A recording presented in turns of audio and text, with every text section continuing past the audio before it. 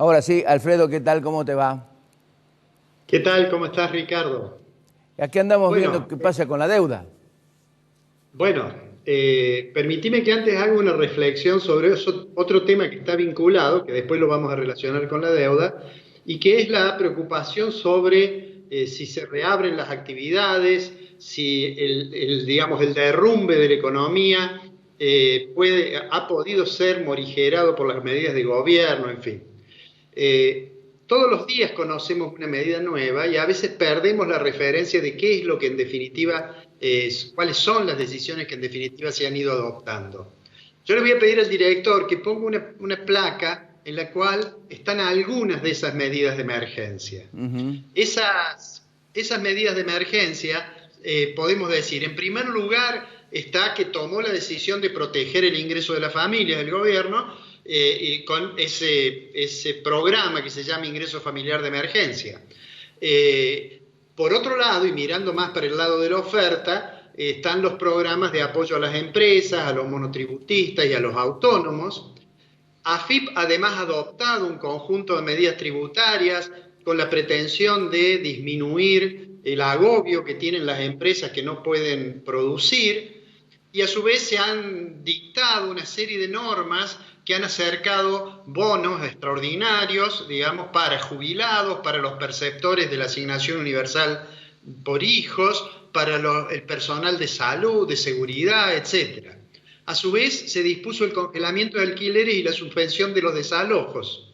Se dispuso también la suspensión del corte de servicios, de algunos servicios públicos, y se tomaron medidas monetarias y bancarias que van desde bajar comisiones a suspender el cierre de cuentas, a dar más plazo para depositar los cheques, y además se extendió el programa de Ahora 12.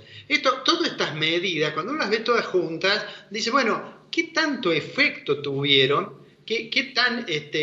Tanto impacto tuvieron para resolver el problema?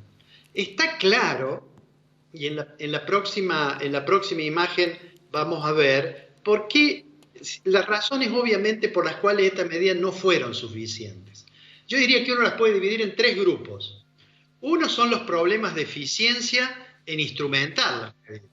Tenemos presente los problemas del Banco Central a veces, la lentitud del central, las dificultades para que lleguen finalmente los beneficios a quienes son sus destinatarios. O sea, hay un problema de eficiencia en la aplicación.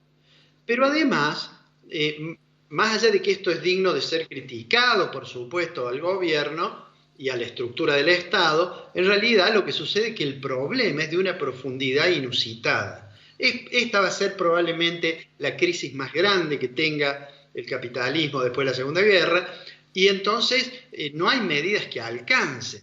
A eso tenemos que sumarle las restricciones de la economía argentina.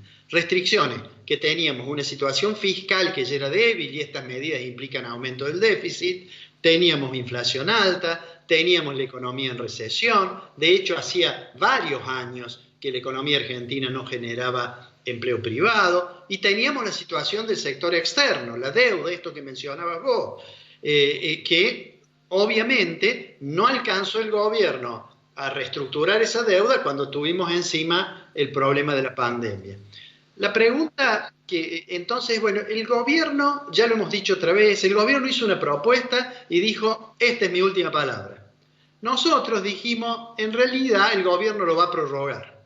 Y ahí hay un párrafo que en la pantalla del fragmento del primer comunicado en el cual el gobierno dice que ha resuelto extender el plazo hasta el 22 de mayo para que los bonistas le contesten a aquella propuesta que había hecho de cambiar los bonos que están emitidos bajo legislación extranjera por otros bonos en los cuales le hacía una pequeña quita de capital, durante 3 años no pagaba nada y a su vez ponía una tasa de interés que en promedio iba a ser algo más del 2%. Si uno mira ese párrafo que está en pantalla, que es solo un párrafo en el cual lo que está justificándose allí es por qué se prorrogaba, pero si uno mira con algún cuidado vas a ver que al final de ese párrafo dice salvo que el plazo se extienda nuevamente o se cancele en forma anticipada. Esto en realidad ratifica algo que dijimos el primer día. El día que conocimos la oferta, nosotros dijimos, este no va a ser el último capítulo de esta serie. No es cierto, por más que el gobierno diga que no va a hacer otra propuesta, no es cierto que se vaya a poner en una posición que lo lleve irremediablemente al default. ¿Y por qué lo iba a llevar irremediablemente al default? Bueno, básicamente porque la propuesta decía, yo no le voy a pagar nada durante 3 años, el que le va a pagar al final va a ser otro gobierno, tenemos antecedentes bastante negativos en materia de cumplimiento y de la deuda, y a su vez el bonista no tenía un incentivo, digamos, para entrar. Entonces, Alfredo, hay un dato importante que creo que lo tratamos en el programa cuando todo era normal, no había pandemia. Es decir, esos tres años sin pagar, para los bonistas, es decir, van a estar 3 años sin pagar, me van a laburar mi plata y después con mi plata me van a pagar. No, muchachos, seamos un poco más compensatorios. Sí, además, sin tener la seguridad de que me vayan a pagar. Claro. Sin la seguridad. Eso generaba una conversación. Entonces, ¿qué hizo el gobierno? Aunque el gobierno dice que va a negociar desde una posición firme, aunque ha habido muchos economistas muy prestigiosos internacionalmente, entre los cuales está Stiglitz, Piketty y otros economistas muy importantes, y economistas argentinos también, como puede ser Daniel Heyman, Machiné, en fin, que dicen que instan a que se llegue a un acuerdo de buena fe y que los bonistas sean sensibles a este problema. Al margen de todo eso, aunque el gobierno dice, yo no voy a hacer otra propuesta, hay otro comunicado que a mí me gustaría poner en pantalla, un párrafo que es muy significativo. En ese párrafo el gobierno dice, seguimos abiertos a que nos hagan una contraoferta, digamos, ¿no? Para lograr los objetivos. Y dice, entre esos objetivos está, al mismo tiempo, dice, mejorar en realidad la situación de los acreedores, ¿no es cierto? La recuperación del dinero que pusieron los acreedores en los bonos. Es decir, agregado al objetivo de la sustentabilidad y de la posibilidad de pagar, agregado mejorar esto. Y luego lo que plantea, dice, bueno, vamos a aceptar cualquier propuesta que cumpla con la idea esta tan mencionada de la sostenibilidad. Finalmente menciona que puede haber combinaciones de tasa de interés, de reducción de capital, de periodo de gracia, de extensión de vencimiento, diferentes a lo que le hemos propuesto. Es decir, que lo que ha dicho el gobierno, bueno, sentémonos de nuevo a ver qué les parece que sería algo que esté más cercano a que ustedes lo aprueben. Entonces acá viene un punto central. Y digo, mi opinión sigue siendo, como aquel primer día, que el gobierno va a tener algún gesto hacia los bonistas, aceptando una contrapropuesta o negociando y sacando de común acuerdo una propuesta o haciendo el mismo gobierno una modificación. ¿En qué es lo que debería hacer el gobierno? Y vuelvo a repetir aquello que el gobierno, para que los bonistas se interesen, tendría que hay como la necesidad de que le dé algún estímulo, un edulcorante, podríamos decir. Y fíjate en esta última placa que quiero presentar.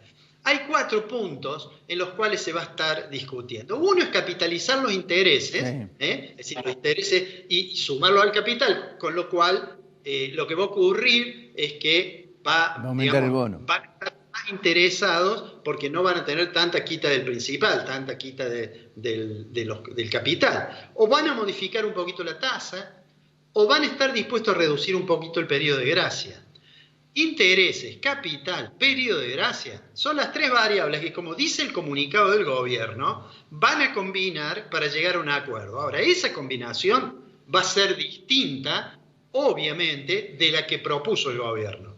Porque la que propuso el gobierno era esperable, yo supongo que el gobierno lo esperaba, que no iba a ser aceptada. Y aunque el gobierno no hizo un comunicado sobre el nivel de aceptación, lo que sí está claro, y hay muchos comentarios sobre el tema, es que fue una minoría muy pequeña la que aceptó que le canjearan los bonos. Es decir, dicen que fue cercana al 20%. En realidad no importa si fue el 10 o el 20, es una minoría muy pequeña. Y para llegar al nivel en que en que la aceptación se vuelva obligatoria para todos, falta sobre ese 20% sumar 40 puntos para que entonces funcionen las cláusulas de acción colectiva.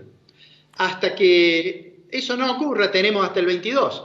El 22, si está acordado, el 25 el gobierno lo va a comunicar y el 27 va a comenzar el canje de los bonos. Si no ha llegado, todavía le va a quedar una posibilidad al gobierno, que es tratar de estirarlo más, ¿no es cierto?, y pagar o tratar de negociar un diferimiento sobre ese vencimiento del 22. No es mucho tiempo más que va a conseguir, porque en junio, creo que se lo comentan, va a haber otro vencimiento, que es el vencimiento de bono discount. Sintetizando, todas esas medidas que se adoptan para tratar de morigerar el impacto no son suficientes, pero además, si no se resuelve más o menos rápidamente el problema de la deuda, en realidad la salida de este proceso va a ser sumamente dura para la economía argentina y por consiguiente para los que vivimos en la Argentina, Ricardo. Un dato nada más, el tema pasa también por el hecho político. Se puede solucionar el problema de la deuda, gana Fernández. No se soluciona el problema de la deuda, gana Cristina Fernández de Kirchner, que es la que promueve precisamente, está más inclinada al default que el arreglo que tiene Fernández. Yo creo que si el gobierno en algún momento se ve tentado por el default, va a cometer un error muy grave y vamos a padecer de una situación económica muy delicada. Lo cual no quiere decir que tiene que arreglar a cualquier precio, porque, insisto, esto es una negociación y los bonistas también pueden perder si finalmente Argentina defaultea la deuda. Pero lo que sucede es que ese es un lujo que Argentina no se puede dar.